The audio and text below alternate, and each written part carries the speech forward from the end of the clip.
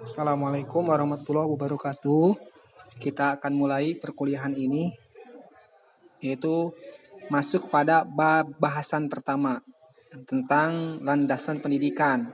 Kalau kemarin kita orientasi, manfaat, dan tujuan, kita sekarang masuk kepada bahasan apa itu landasan pendidikan. Jadi bisa kita ketahui secara normatif dan secara definisi, ada dua istilah yang harus kita pahami dulu dalam memahami pengertian landasan pendidikan, yaitu landasan dan istilah pendidikan. Nah, apa itu landasan?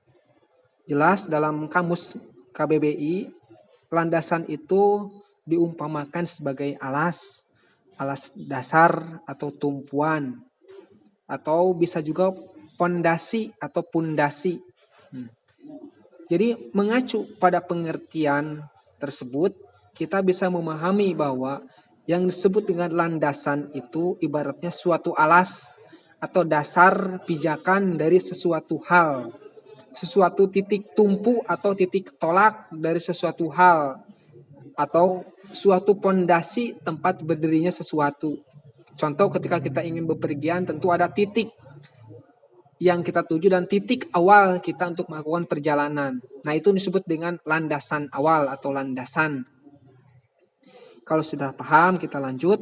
Maka berdasarkan sifat wujud, ada jenis landasan yang perlu teman-teman mahasiswa ketahui. Satu, ada landasan yang bersifat material dan ada landasan yang bersifat konseptual. Misalnya, landasan yang bersifat material antara lain berupa landasan pacu pesawat terbang misalnya, dan pondasi bangunan gedung. Ini bersifat material, artinya sesuatu yang memang diperuntukkan yang bersifat materi atau yang bersifat teknis.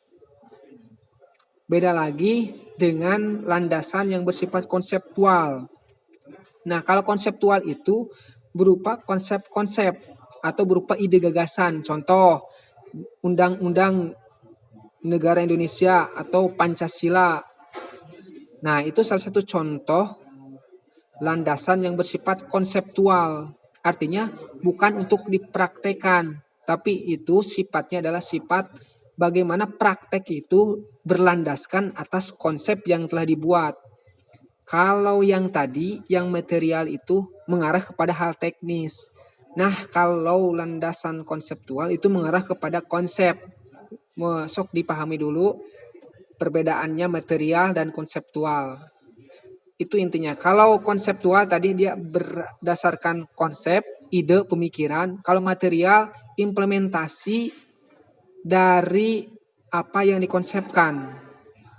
Contoh tadi kita punya ide gagasan bagaimana ingin membuat bangunan. Maka dalam hal konseptual bangunan tersebut harus mengacu speknya berapa, terus kedalamannya berapa, baru diterapkan. Nah, itu yang disebut dengan material. Ini peta konsepnya bisa di-save oleh teman-teman. Landasan pendidikan itu ada material, ada konseptual. Kalau material itu kita bisa lihat ada 3 hal di dalamnya. Ada peserta didik, ada lingkungan, dan ada sarana dan prasarana. Nah, kalau konseptual karena berbuah sebuah ide atau gagasan atau konsep, maka ada konsep atau landasan berdasarkan filosofis, ada landasan bersifat yuridis, ada landasan yang bersifat empiris, dan landasan religius atau religi. Dari 4 landasan tersebut nanti kita akan dibagi lagi, karena konsep yang 4 ini disebut konsep universal.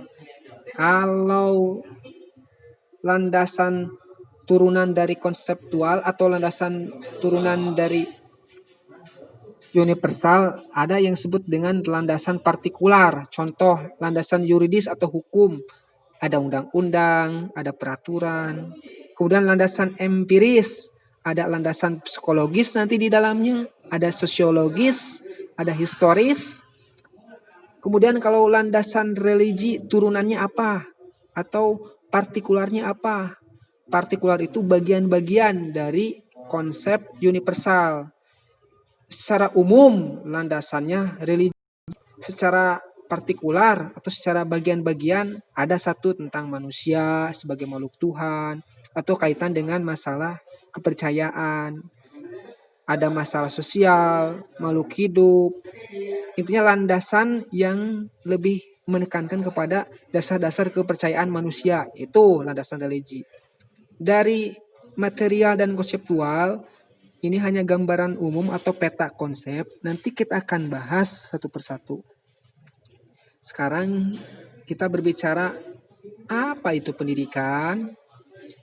Silakan teman-teman berpendapat di channel YouTube yang Bapak kirimkan, nama, kelas, PGSD 1, PJKR 1, kemudian isi pendapat. Apa sih pendidikan? Gitu. Nah, setelah kita memahami apa yang didefinisikan tentang pendidikan, maka dari semua definisi pendidikan, baik dari berbagai ahli maupun pendapat kalian, bisa disimpulkan bahwa pendidikan itu antara lain bisa dipahami dari dua sudut pandang. Pertama, dari sudut pandang praktek, sehingga kita mengenal istilah praktek pendidikan. Dan kedua, dari sudut studi, sehingga kita kenal istilah studi pendidikan. Nah, itu sudut pandang yang disebut dengan pendidikan. Terlepas dari pendapat kalian apa, bahwa ternyata pendidikan itu ada dua, ada yang praktek, ada yang studi. Nah, kalau praktek pendidikan bisa didefinisikan sebagai kegiatan seseorang atau sekelompok orang atau lembaga dalam membantu individu atau sekelompok orang untuk mencapai tujuan pendidikan. Kegiatannya dapat berupa pengelolaan pendidikan baik makro maupun mikro. Apa itu makro? Yang bersifat besar, mikro yang bersifat kecil sekupnya. Kalau bersifat besar itu yang terlembagakan atau formal. Ada yang mikro kecil, bisa informal. Dan dapat juga kegiatan pendidikan, bimbingan, pengajaran atau latihan. Artinya yang tidak terlembagakan, atau kalau disederhanakan ada yang formal itu kayak SD, SMP, itu berarti dinas pendidikan, di bawah naungan dinas pendidikan. Nah, kalau yang bersifat mikro atau kecil atau yang di luaran, itu yang tidak mengikuti atau tidak menginduk kepada dinas pendidikan. Contoh, misalkan kalian mendirikan sebuah lembaga pelatihan kursus misalkan, atau bimbingan belajar misalkan, atau les privat yang diadakan di rumah. Nah, itu salah satu praktek pendidikan juga disebutnya. Selanjutnya, apa itu studi pendidikan? Studi pendidikan adalah kegiatan seseorang atau sekelompok orang dalam rangka memahami pendidikan. Nah, kalau dalam KBBI itu yang disebut dengan memahami artinya mengerti, benar-benar mengerti itu akan sesuatu hal, sangat mengetahui akan sesuatu hal. Maka disebut studi itu adalah bagaimana kita belajar memahami hingga benar-benar ngerti banget tentang pendidikan. Misalkan teori-teori pendidikan, bagaimana cara mendidik siswa yang ABK, yang berkebutuhan khusus ya, ABK itu. Ada juga yang siswa yang memang maaf kayak SLB, itu kan beda penanganan. Beda dengan siswa yang normal. Nah, itu salah satu bagaimana memahami pendidikan ini. Jadi kesimpulannya adalah yang disebut dengan landasan pendidikan, berdasarkan uraian di atas, dapat disimpulkan bahwa landasan pendidikan itu adalah asumsi-asumsi atau dugaan-dugaan atau konsep-konsep yang menjadi dasar pijakan atau titik tolak dalam rangka praktek pendidikan dan atau studi pendidikan. Nah, jadi kalau kita ingin praktek pendidikan atau studi pendidikan, maka harus punya landasan. Landasan pendidikannya yang tadi kita sebutkan. Ada landasan secara material, ada landasan secara konseptual. Nah, itu harus kita pahami sehingga tuntas dan komprehensif. Itu gambaran awal, nanti kita akan bahas di materi selanjutnya.